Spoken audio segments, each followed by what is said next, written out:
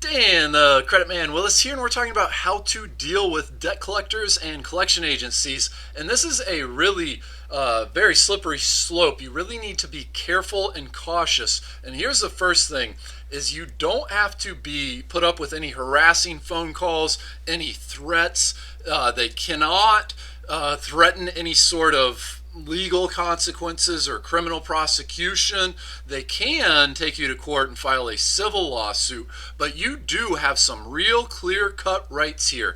The Fair Debt Collection Practices Act is a federal law that regulates the collection agencies and how they can behave, and that law protects you.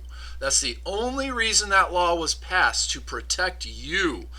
If you're currently being contacted by collection agencies, and let's assume that this is a legitimate debt, there's a couple things you need to be aware of. First, the statute of limitations. For every state has a different statute of limitations, but for most consumer debts, you're not responsible forever for repayment. And second, it can't stay on your credit report forever.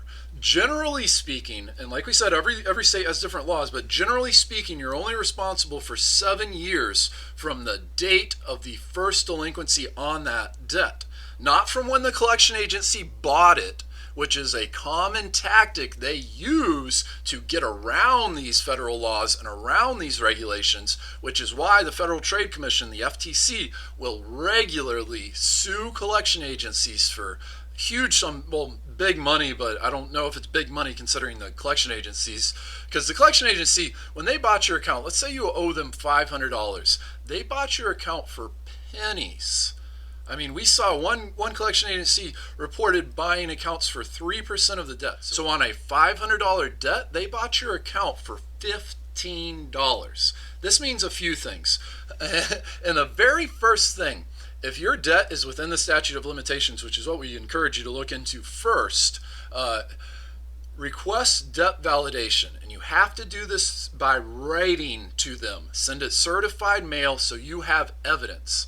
Because the FTC, like we said, some collection agencies haven't validated consumer debts despite the laws and regulations requiring them to do so. If this happens, you might be able to win punitive damages. There's a whole variety of things. But send your debt validation letter through certified mail so you have evidence. And what this is going to do is it's going to require the collection agency to provide you with legal evidence and documents that prove they, one, own your account, two, have the collection rights on your account, and three, you can check the statute of limitations. It should be within the statute of limitations, but please do double check that. A lot of collection agencies are notorious for re-aging debt accounts so they can continue to contact you and try and collect payment on it.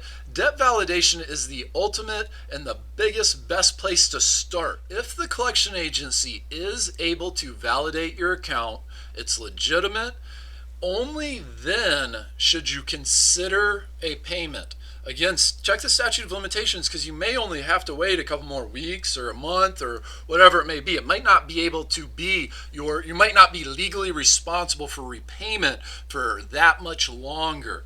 But do check that, and then before you negotiate a settlement payment with them, be aware that they only paid pennies for your account, pennies on the dollar. This means they're willing to accept a much smaller settlement for less. Always settle for less if you choose to pay them. Never, never, never settle for the full amount because you're making them rich. Settle for a small fraction of the total balance. They'll be happy and willing to accept your payment without any problems. But here's the kicker. You can't just pay them. Because if you just pay them, what it's going to do, you're still going to have bad credit on your credit report. They're just going to change the item to a paid collection. That's not a good item. It doesn't help you build credit. The thing you have to do, and this is where they have leverage, you have to negotiate with them to agree in writing that they'll, one, stop reporting your account or actually go in and remove the collections from your credit report. But you really have to be careful about this because you have to have a legal contract. If you just hope that paying them it'll make your credit better, or it'll take a unpaid collection and make it a paid collection, you'll have a better credit score. I'm sorry, but that's not the way it works.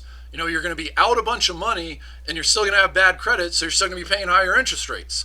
Please avoid this. Be careful. You have some real clear-cut rights. If you feel like you're being harassed or they've infringed on your rights, they're making threats against you, you do have legal recourse. Check out the Fair Debt Collection Practices Act for a full listing of all your rights, but they can only contact you during certain times. They can't curse at you. They have to treat you like a human being ultimately. And there's reports. One lady got a call from a collection agency who actually showed up on her caller ID as the local sheriff's office. They were threatening to come and take away her house, and she thankfully was smart, knew her rights, took action, and actually recorded some of these calls, and later sued the collection agency, won that lawsuit, and was awarded millions of dollars, or maybe it was only $1 million, but awarded big money in a settlement. She won't ever collect it, and she knew that, but it really puts a dent in the collection agencies, and hopefully they'll think twice about doing it again. If you've been a victim, please report them. Please check your rights. Please always first check and validate a debt. This makes them prove that it's legit, that it's your account, and then only then, if it's within the statute of limitations as well, should you negotiate a settlement. But make sure you put a contract in place. You know, as per my payment, you're going to do this, and get it in writing. You cannot have enough evidence with these guys. Please avoid doing things over the phone. Do everything where you have evidence. We're going to include a link in the description below for some more tips about how to deal with these guys. It's really difficult and it can be quite annoying.